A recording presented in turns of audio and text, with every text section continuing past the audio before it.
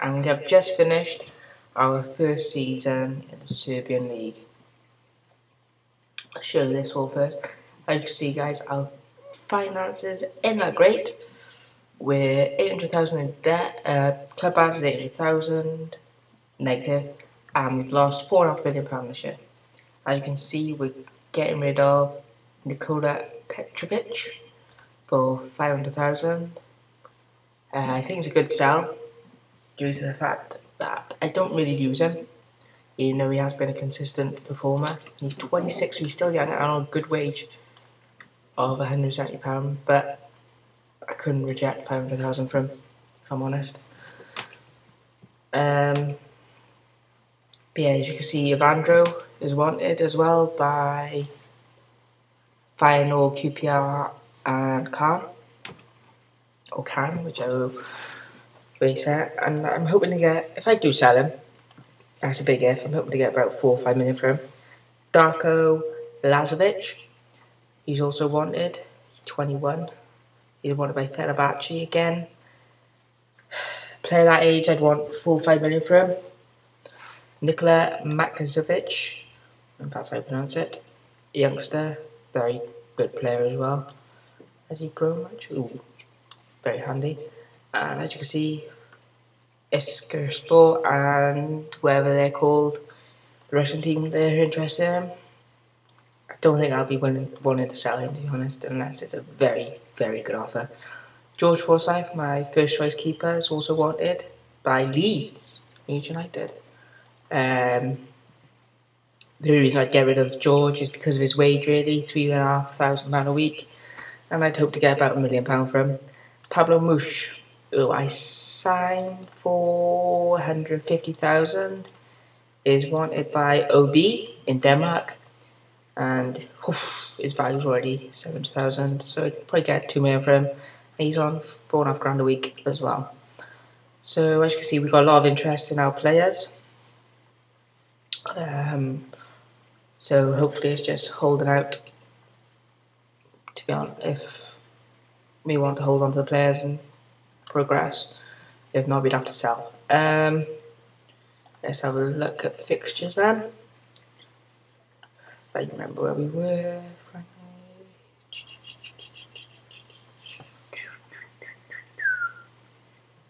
Were we about here? Yeah, I'll go from here. Right. In our league game, we played Hadjik Kula. And we managed to win 4-2.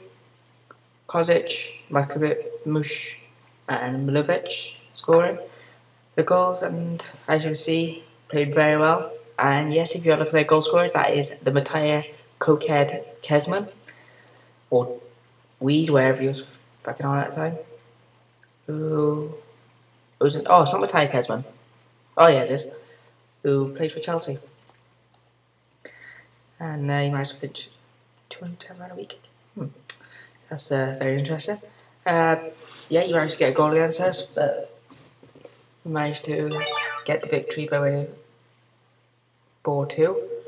And then we played Vojvodina, and we lost 3-2. If I remember rightly, we were 2-1 down with 50 minutes ago, and I went all-out attack, and my idiot of the keeper scored a goal, and then we just picked the consolation.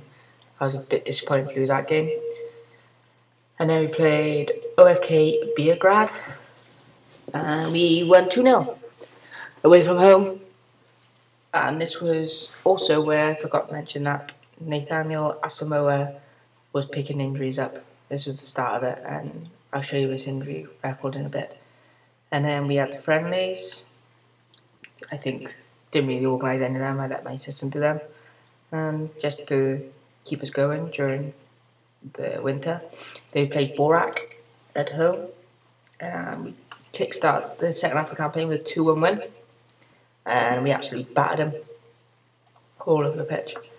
Then we played Rad, and we won. We were third, I think, and we won 4-0. I thought this would be a tricky game, but clearly class was starting to show. Then we played Javor, we won again 4-1. And it was at this time, if I can recall properly, we were starting to catch up on Partizan and starting to apply pressure. And then we won 2-0 against Novi Pazar.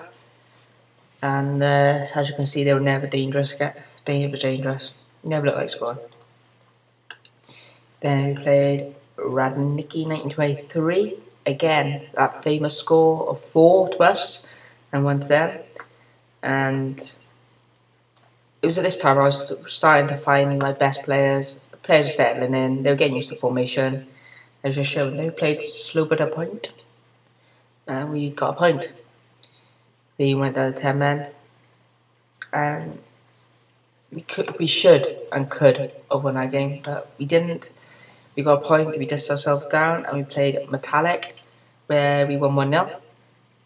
And I can remember this game really well, actually, because I just did not think we were going to get that goal.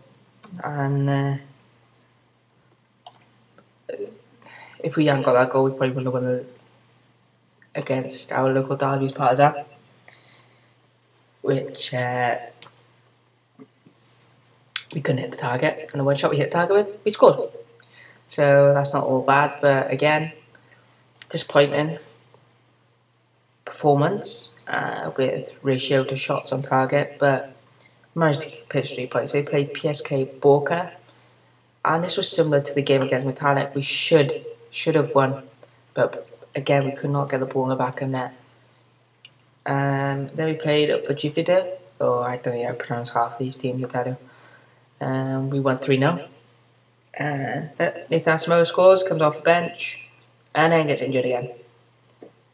So it's quite a frustrating time for him and myself, because he is one of my starting strikers, if he can get a run in the team. And then we played Spartak SV away from home, and we went 3-0. Again, at this time, we're just cruising, not thinking about it much, going in, getting the points, coming away safely. And then we won 4-2 against Jagodina. And again, the title was in our hands, and it was only us that could lose it. And then we played Smidovia. And I think this game we got a late goal. No, we missed 2 penalties, that's what it was. We missed 2 penalties by Pablo Mush. Christian Borja scored and gets injured. And he's out for the final game. And it all come down to this, guys. We had to win to win the league. And Hadjuk Kula were fighting for survival, and we got an early goal, and it just killed the game and put the game into our hands. I'm sure the injuries this guy has had this season, and I've never known a player like it, to be honest. Out for 2 weeks, comes back, out for another 2 weeks. No, sorry, started gashed down in a match, 5 days, then 7 weeks, then 2 weeks. And he has got so much potential. He is such a good player. And that's probably, well, he was before he got injured. People were interested in him. And he just hasn't been able to develop this year, which is a bit annoying. So I'll probably give him another season, see how he goes. But he picked up the injuries as he was starting to get in the first team. And of course, we've won the Serbian League. Booyah! By 4 points. So the last game didn't really matter, but it mattered to Hadjuk Kula. As you can see, we've qualified for the European Champions League. And we're into the second qualifying round of that. Hopefully we can get to the group stages and get our finances sorted. I'll show you that as well, guys. As you will see now. Finances. You know, we're still paying 415 grand, but it's just in decline, and there's nothing I can do at the moment. Our loan debt is still 20.5 million. We had been given a whopping 48,000 for winning the league, but I had to pay out 230 grand for squad performances. As you can see, signings. Did I sign anyone? I think I sold. No, didn't sign anyone. I sold Milos Vezic. Just a backup goalkeeper. I thought, get him off the wage, get him a bit of money. And then Filip Kasovic, who was doing alright for us. Got 75 grand for him though. Then Marko Perovic as well. I got 325 grand for. And Kadu I just released, he wanted to get. And I loaned this guy out. I loaned this guy out purely because he wasn't getting in my first team. And I was hoping someone would be interested in buying now during the close season. And we'll soon find out. So guys, this is my Red Star survival story. Thank you for watching.